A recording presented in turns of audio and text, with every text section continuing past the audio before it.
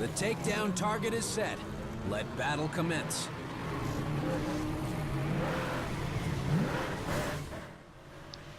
What it do, y'all? This is Emmett Watkins Jr., also known as DJ161, depending on if you follow me on Twitter and other internet places or not. And I am here with another album review. This time we're going to have some Burnout Paradise going on in the background, that new remastered version. We're going to have that going while I talk about the new album Prhyme 2 by the supergroup Royce the 5'9" and DJ Premier. Now first off, let me just give you a little bit of background on my familiarity with Prhyme as a group. Prhyme, of course, is the group made of Royce the 5'9" and DJ Premier. Royce 5'9" being the lyricist, DJ Premier being the DJ, so you know, the instrumentalist. So I listened to their previous album a long time ago, back when it came out. I was a big fan of their first album. I liked the beats on it, very grimy, very aggressive beat selection on there, beat creation on there, I should say. And I liked a lot of the features too. A lot of the songs kind of sounded like posse tracks just because it was so overloaded with features. And it was just a great album. And of course, Royce the 5'9", I've loved even before the album, because Slaughterhouse is one of my favorite rap groups. Well, Slaughterhouse is my favorite rap group, and collectively as a group, they are pretty much my favorite music artists. So sad to see that they haven't released any music recently, and they likely are not going to, at least not release a new album at all in the future. It doesn't seem likely. And then DJ Premier, I've loved for a while as well. Haven't been like a fan of him for years and years, as much as I have been for Royce. But DJ Premier is definitely one of my favorite producers out there. Every time I hear his production work on other people's albums, I get really excited. His songs always have that grimy 90s feel, and I love every single thing he produces. I really loved him on Dr. Dre's project. I really loved him on the Games project, and some other things too from here or there, and his previous collaborations with Royce 5'9", even before Prhyme. So I love DJ Premier. He's a classic, you know, go back to Gangstar, that shit's great as well. So this is great. We got a great lineup here with these two guys, and even though I knew this album was coming, they've been out there, you know, in the pre-release doing a lot of interviews and stuff. I've known it was coming. Wasn't like extremely hype about it. I don't know why. Usually, you know, I'm just foaming it in the mouth for albums like these. It was more of those, oh great, another Prhyme album's coming, that's going to be good, I can't wait to hear that. And it was actually available on NPR Music. You could listen to it early, so it was available a whole week before its release on the 16th of March. But I've just said, I'm just going to listen to it when it comes out. So already that kind of tells you my expectations here. I expected something good, but I wasn't like foaming at the mouth for it. But ultimately, I will say that I enjoyed the album quite a bit. And so let's get into that track by track breakdown. We'll try and go pretty quick through here. I got notes this time, so hopefully that means I'll have my talking points in order so I can just run through them. So it won't be like a 40-minute video. And so first off, that interlude, parentheses salute, basically just DJ Premier taking the mic for a second, just introducing you to the Prhyme idea. Prhyme, the first album, went through Adrian Young's songs. He's a different artist, completely unrelated. They took his songs and kind of flipped a lot of the sounds from them to be in the DJ Premier style, and then they rapped over those beats, and those beats were outstanding. I am not quite sure whose song style they used for this album, but DJ Premier does explain that they did use someone's style, and they did flip that into the Primo style. And so it's just listening to members of Prhyme. Not much to report for the first interlude, so let's just go ahead and jump to the first actual track, Black History. Now, I first heard Black History on Royce the 5'9"'s Trust the Shooter EP/mixtape. Came out right before Layers a couple years back, both of which I enjoyed. But for this song specifically, I really liked this song even at the time, back when I first heard it. Really loved the song. Really great introduction to not only Trust the Shooter, but also this album right here. Outstanding opening. It has that almost blaxploitation, like very fast pitter patter of the piano keys, or I don't even know if that's piano, but very fast paced instrumental at the beginning. The first half has a lot of build up in that, and then some autobiographical bars from Royce the 5'9", kind of, just go through his whole life very, very quickly in a kind of interesting and poetic way. And then that second half where the beat switches and DJ Premier gets on, it's just really, really hard hitting, really, really like it just turns into a banger all of a sudden. And a lot of bars going. If the first half is about Royce the 5'9" and him in his birth and him being stubborn growing up, and then how he's in the game now. Then the second half, where it's more of a banger, goes into DJ Premier and his work with Guru of Gangstar to create Gangstar, and how DJ Premier has come up in the game and how he's become a legend as well. I thought it was a really cool dichotomy between both halves of the song there. Now I will say, hearing this song on this album is going to be a little bit underwhelming, only because I've heard the song a lot of times before. Like the first 3 songs on that Trust the Shooter EP/mixtape, first 3 songs on there were very, very strong, and I remember looping those 3 songs specifically over and over again back when that first dropped. So I've heard Black History dozens and dozens of times at this point. So hearing it on this album again, like a year and a half, maybe even more later, gonna be a little bit underwhelming. But ultimately, I like the song. I love the song, if I'm being completely honest. And there's even a little bit of a change in the mixing here. There's actually a singing section from Royce the 5'9" at the end. I thought it fit very, very well. Added an interesting change to the end of the song and made it feel a little bit more grand, which I thought was really cool. And then in the middle part where DJ, right as the beat switches, where DJ Premier, speaks for a little bit, he says "we coming" and the beat cuts off at that time.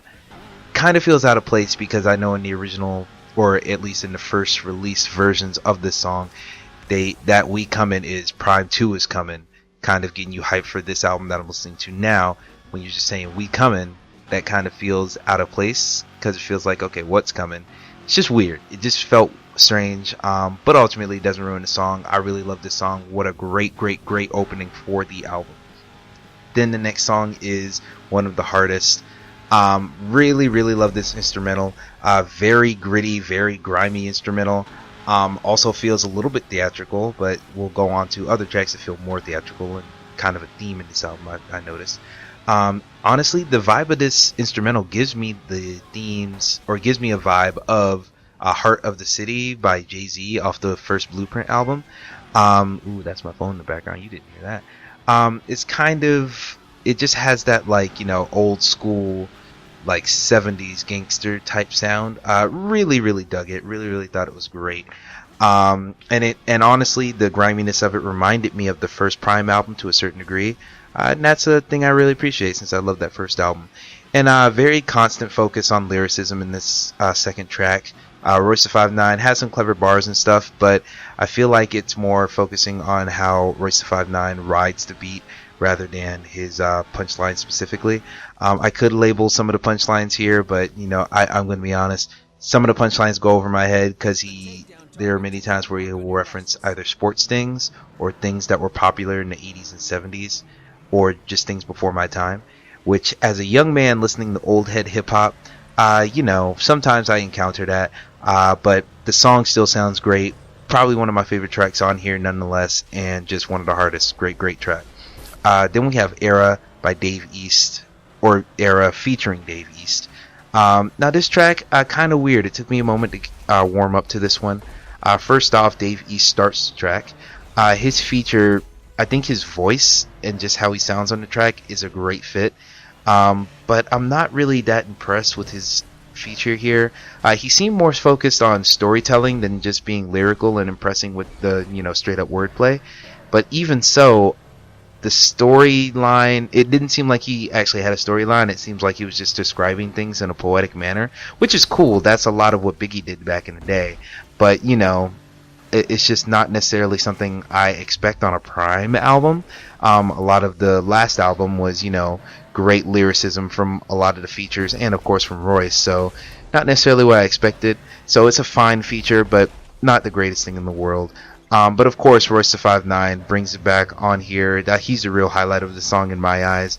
Got some social justice bars, with him talking about "my people stay subjected" and other things like that. He has a very cool wordplay pattern in that string of lines. I wish I could replicate, but it's just an outstanding wordplay from Royce the 5'9" here.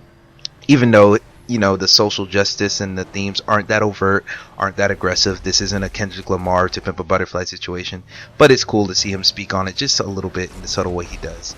And the wordplay is on point throughout his verse.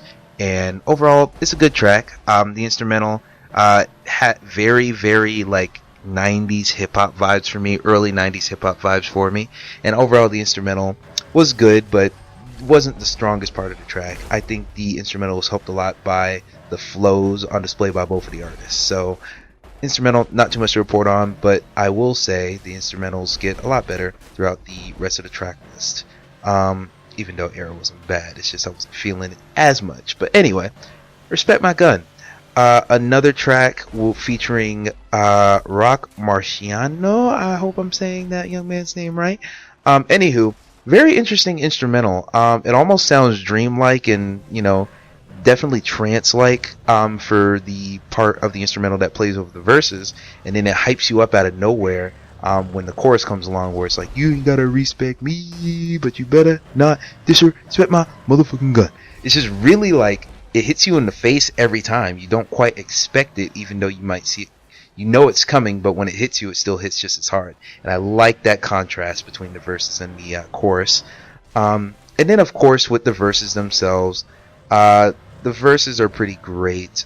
Clever bars by Royce and Marciano. But the flow is more what I appreciate. They ride the beat very, very well in this track. I really, once again, wish I had specific bars to quote, but I don't feel like the bars are the highlight. It is how they ride the beat, how they vibe, and it kind of has that, cypher feeling because they ride the beat so well. So really love this track, and I like the beat on it. Even though they let the beat ride out for a couple seconds at the end, I like the beat so much, didn't quite mind it.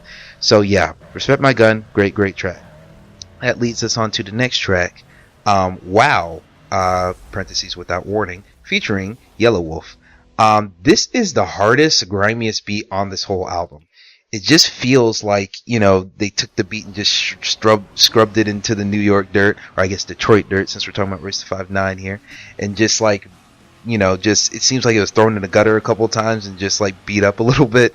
The beat on this is so great. It's just so raw, and it just gets you like wanting to mosh and just throw shit around. It's outstanding. Now with a beat like this is not something that I would have expected Yellow Wolf to be on, or Yellow Wolf to even fit on. But there's something about Yellow Wolf's voice. His voice sounds so grimy and raw in itself that it fits on here. And he rides the beat fairly well, but he's not writing it in the way you think, where he has, the same amount of beats on every single measure. He's only saying a few words here, a few words there, and they loosely rhyme, which isn't to say his flow's choppy. It's just that his rhyme scheme is a little bit unconventional. But ultimately, I like Yellow Wolf on this track. I did not expect to like Yellow Wolf on this track at all once I heard the instrumental. And I will be honest, it took me a while to warm up to him, but he fits great on this track. So Yellow Wolf did a great job. Royce snaps on this track. He has multiple lines that I thought were outstanding. Lines, I actually got a couple lines here. Lines such as passing out TVs like Wendy Williams, because of course she fainted on live TV that one time. I thought that was outstanding. And another dope line I thought was put your whole family in boxes like the Brady Bunch. Of course, thinking of that intro sequence to the Brady Bunch. Outstanding lyrical wordplay, outstanding punchlines in this too. And then Royce is riding the beat really hard, really perfectly throughout this entire song. There's a lot going on in the beat, if I'm honest. For as grimy as it is, it feels like it's chaos. Just a little bit reminiscent. It doesn't sound like this song at all, but just the fact that it has a lot going on and that it sounds really grimy kind of reminds me of Triple X from Kendrick Lamar's Damn, just a little bit. But this song stands on its own. One of my favorite songs on the album, and definitely a strong point for me.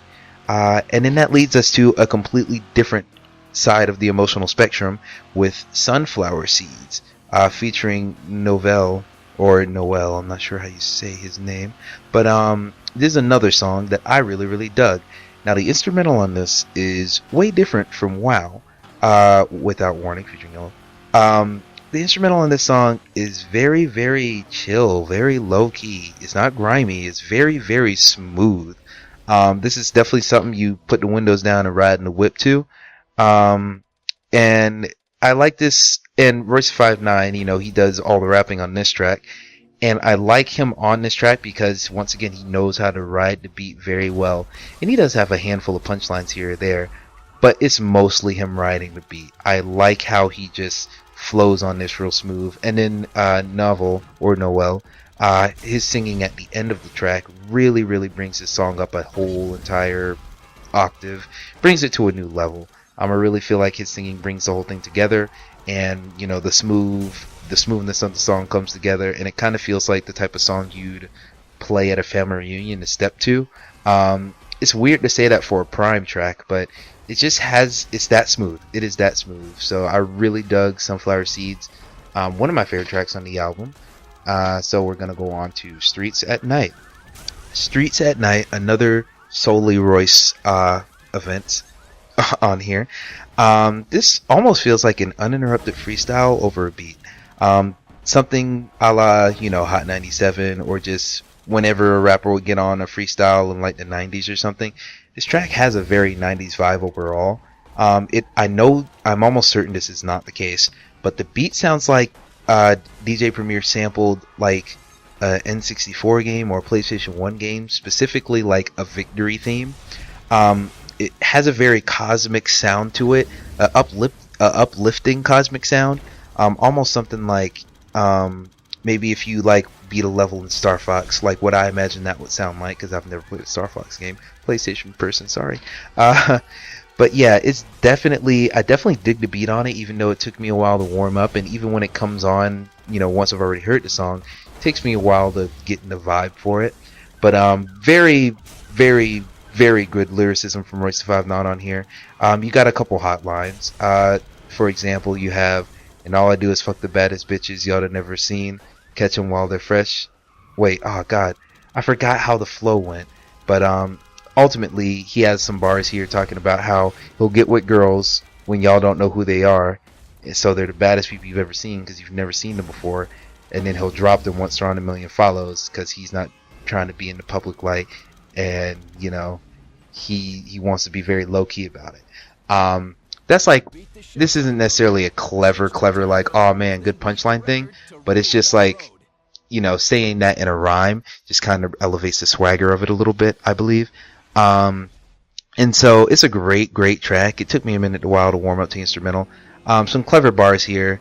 Catch them while they're fresh, and then I don't know. I forget the cadence of it. If I knew the cadence, I could say this with justice. I copied like a whole 2 lines, 3 lines from it, but I don't want to recite it and not give it justice. So just listen to the song. It's a great song. So Streets at Night, good track on the album. Like I said, I gotta warm up to it every time, but ultimately I'm happy I heard the track every time it comes on. That takes us to Rocket, which is the first Rocket Rock Space It. The first single that they released for this album. Took me a while to warm up to the single as well. I don't know what it was, but I just wasn't feeling it all that much, and then after repeat listens, it's definitely a banger. I think the thing that I was hung up on, the use of bass here, feels a little bit inconsistent. Like you expect bass to be used, at the end of every measure, I guess. You expect bass, but it seems like he's using bass. It's like very rapid bass, and it kind of turns me off at first. But once I listen to the song more, that kind of receded in the background a little bit, and then Royce's flow also being impeccable on this track as well, that kind of brought the instrumental back into focus for me. So I really dig Rocket. I'm not gonna say it's a throwaway track, but this track, it's good, not great. It's just not special to me. This track is. It's definitely quintessential Prhyme sound. Has that old school sound that DJ Premier is great for. I won't say old school, but it has that classical rap sound. That sounds better.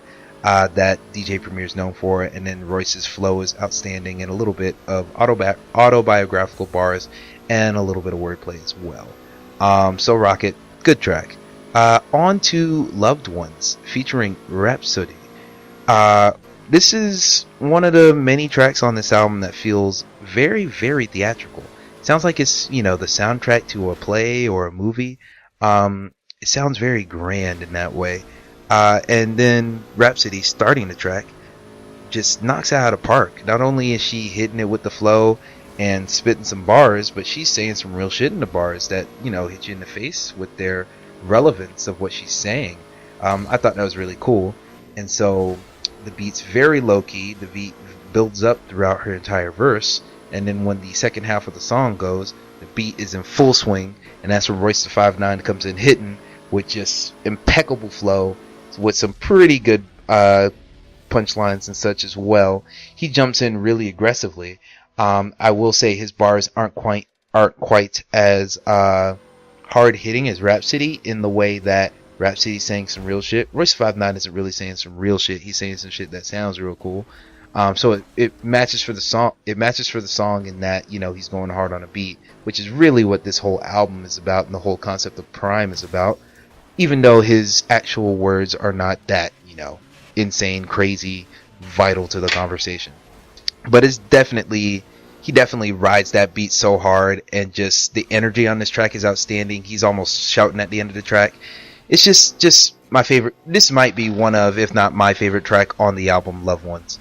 And it took me a while to warm up to it too, because the start of the track is very low key, very slow, in a good way, building tension. But by the end of that track, you're just hype. You're jumping out of your chair. You're almost in that same mood to want to just mosh and throw shit. So outstanding track, Loved Ones. Fantastic. That brings me on to My Calling. This is another song where the instrumental does not, similar to Loved Ones, which I didn't say when I was talking about that, My Calling does not sound like something that would have been on Prhyme 1. This is a dream-like, once again, another trance-like instrumental. Very floaty. You actually hear birds chirping in the background, which I'll get to in a moment. It's very dreamy instrumental, and I dig it the more that I listen to it. Royce's flow on this track specifically definitely brings this track to a whole nother level as well. His flow is impeccable, especially during the chorus. I love how he writes the beat kind of climax in the chorus. It builds up a little bit more during the chorus, and Royce rides that really, really well. I really dig that. My Calling, criminally short song, but the beat in combination with Royce's writing of the beat is just outstanding.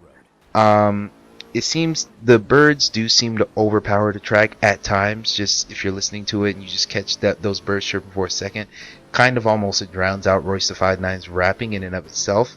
But ultimately, it's not that bad, if I'm being real. So yeah, My Calling, great track. I really, really love that chorus. That chorus might be my favorite in the whole album. And that brings us on to Made Man, featuring Denon Porter and Big K.R.I.T. Now, this is another, or actually, I'm gonna go ahead and say, you know, I'm not gonna say that. Really grand beat on this song. Made Man kind of feels like it's the type of song that will play in the credits of like a barbershop movie. It has that like, the end of the Black movie that you saw with all your family. Like maybe even play it at the end of a Medea movie. It just has that wholesome like, I done did it and this is my legacy type vibe, and it sounds really good. The singing on the chorus is great. Denon Porter's, I guess, rapping or just talking on the chorus as well. Sound just a perfect fit for this. Everyone on here fits very well. Royce the 5'9", of course. Like I've said throughout a lot of this, the flow is impeccable. Big K.R.I.T, even though his feature is criminally short, in my opinion, he fits so well on this. I feel like his, you know, country twang in his voice really rhymes well with this instrumental. And then also, I thought it was really cool how, you know, at the start of the song he mentions, you can follow your dreams, you can achieve anything you want, you can date girls like Tracy Ellis Ross and Janelle Monáe. I thought it was cool that he used ladies like that, because, you know, those girls are known for more than just being pretty. Those are like strong, independent women that have accomplished a lot on their own without a man. So I thought that was really cool that he mentioned them specifically. I'm kind of somewhat implying that, you know, those are more highly coveted women, just for the fact that they're not just a pretty face, that they have their own grind and their own independence, and that's what makes them attractive. I thought that was a really cool thing to kind of insinuate, even though he's not being very outward with that. And I could even say he may be not saying that at all, but I like how that's something I can infer. I thought that was pretty cool. One of my favorite tracks on the whole album for that alone. So great track. Then we have that skit called Relationships that comes right after this. Very, very, like, he's talking about relationships and all this stuff. It's really just a skit to lead into the next song, Flirt, featuring 2 Chainz. Another really glitzy, dream-like instrumental on this one. And I will say the subject matter on this is a bit touchy. I'm sure Royce is speaking a little bit from fact or personal experience, but this just kind of feels like a sexist topic. I mean, the chorus is literally like, women don't know how to flirt. Bad bitches can't flirt good for shit. It's a little bit like, is someone gonna hate you for saying this? I just don't know how to feel about it.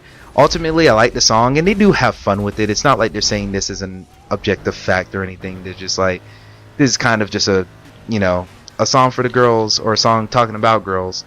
It doesn't seem like it's trying to make an actual serious statement, but still, it seems like that topic might be a little harmful, so I'd question that. It doesn't bring the song down in my eyes, but just something I'm concerned about. 2 Chainz kills this feature. I've yet to hear a 2 Chainz feature in the last couple years, actually, that 2 Chainz didn't absolutely destroy. Even though his verse didn't seem too connected to the idea of women flirting, it matched close enough. So 2 Chainz, great with the flow. Royce 5'9", great with the flow, and a couple of silly bars here. Not overtly comedic, but it was fun to see him on here. After Flirt, we got Everyday Struggle. Very, very short track. Only one verse from Royce 5'9" on here. More introspective track focusing on the modern state of hip-hop. So lyrical content, with the title Everyday Struggle, he does mention his former Slaughterhouse member, or former, hopefully they're not disbanded, the Slaughterhouse member Joe Budden, and his controversies with Lil Yachty due to the show Everyday Struggle. And he just speaks on the state of rap in general and some other controversies that have happened in the last couple of years. I really like this track.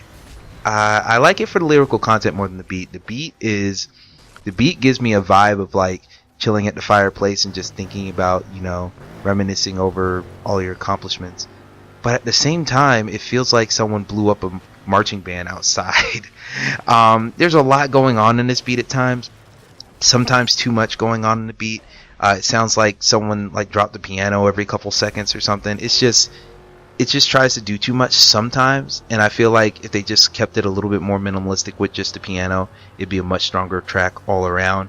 But ultimately, it's not like I don't want to say it's a bad track. The lyrical content brings it up for me a whole lot. The actual content in the lyrics, not just the flow. So yeah, Everyday Struggle kind of off track. So we'll continue on to Do Your Thing.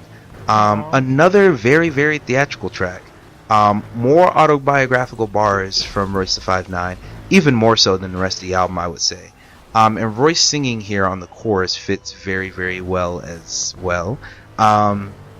Very grand instrumental. Ultimately, it's a song that I love when it's on, and then as soon as it's off, I just don't think about it anymore. It's a good track to ride to, I'd say. It's a really strong track, if I'm being honest with you. But when like I said, I had notes. Don't have too many notes for this, because one of those songs where I'm just like, oh, this is good, this is good, this is good. It's over. Okay, on to the next thing. Don't know what that says, but great song. I like Do Your Thing. Anywho, that brings us on to the final track, Gotta Love It, with CeeLo Green and Brady Watt. Now, this song is, of course, the final track. I love this song more and more I listen to it. It's kind of turned me off the first couple listens of the album I went through, but I have to say I've turned around on it quite a bit. This has the grandest, most theatrical instrumental on the whole album. This sounds like it's straight out of the ending of a movie or something. CeeLo Green on the hook for this is so perfect. His singing kind of gets you really hype, even though the instrumental is a very kind of slowish instrumental. The instrumental on this, just the whole vibe of the song, reminds me a lot of on J. Cole's 2014 Forest Hills Drive album. That last song, Thank You, where it just kind of meanders. It's like a 12-minute song. It kind of meanders for a while as J. Cole is going through and thanking everybody for everything they did on the album.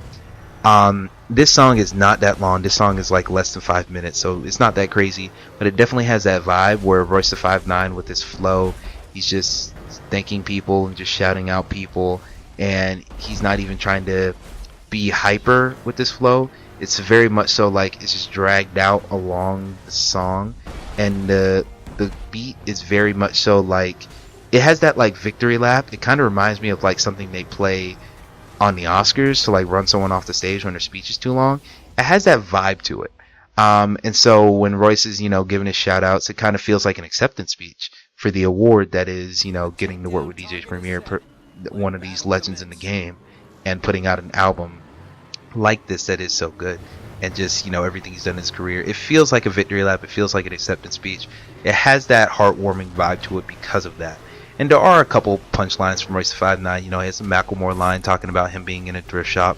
But mostly this is just, Royce the 5'9" just being smooth on it. And just, being thankful for the impact of that rap has had on him and that he has had on it, including with DJ Premier. Honestly, there is a climax at the end of the song where the beat changes a little bit and it kind of hypes up a little bit more. I wish that beat was the whole song. That was definitely a little bit more hype for me. Kind of leaves you on a not disappointed note, but just I wish that was the whole song. But the vibe that the rest of the song gives you anyway kind of makes up for it. So gotta love it. Gotta love this track. And do I gotta love Prhyme 2 as a whole? I gotta say, I gotta love it. Now, let me rephrase. I don't gotta love it. I gotta like it. I like Prhyme 2 a lot. Prhyme 2, I feel like DJ Premier he stretches out his instrumental range a little bit more on this album. A lot of Prhyme 1 felt like he was sticking to his grimier, classical hip hop roots. Those boom bap beats. This one, he's definitely straying away from that a little bit more. Not so much to where Royce doesn't sound good on the beat anymore. I've talked about that in multiples of these tracks. He sounds great, but it just feels a little bit weird. Okay, well, I won't say it sounds weird because I like the sound of this album generally, but it's just different. It's different than what you would expect from Prhyme. So I like how they're experimenting a little bit more, but ultimately, I still like the first Prhyme album more than this. I appreciate what this album may do for a hypothetical Prhyme 3. And I like how they're exploring more sounds. I think that is outstanding. But ultimately, I like a lot of the tracks on this album. But on Prhyme 1, I loved a lot of the tracks on that album. And that's ultimately where it comes down to. I like this album a lot. I love Prhyme 1. So it's kind of unfair to compare those two in that way. But they just, they mellow out the sound a little bit more for this album. Mellow out in a good way, not a bad way. I want to make sure that's known. I don't want to hate on this album because it is very good. But ultimately, Prhyme 1 is just a little bit more of what I like in rap. If Prhyme 2 has hints of that. Like I said, one of the hardest, very grimy beat. Wow, very grimy beat. But even with the features here being a little bit light, for as great as Royce the 5'9" is, I'm just a sucker for a posse track. So if I got a couple more features on here, that would have been outstanding.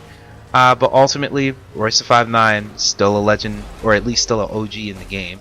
DJ Premier, still an OG and legend in the game. These guys are fantastic, and Prhyme 3 or not, I can't wait to see what these guys do for the rest of their career, and I thank them for everything they have done up to this point. So yeah, that has been my review of Prhyme 2 over this Burnout Paradise gameplay that I hope you enjoyed. So thank you for watching. I appreciate everything you do in my life that helps me on this channel. If you want to see some other, reviews I've done, I talked about, a lot of Oscar nominated films in some videos recently. I talked about Black Panther, and I've done dozens of these music reviews now, so you can go check out one of those as well. And so without further ado, this is Emmett Watkins Jr., and I shall see y'all on the flip side. Keep it real, keep it trill.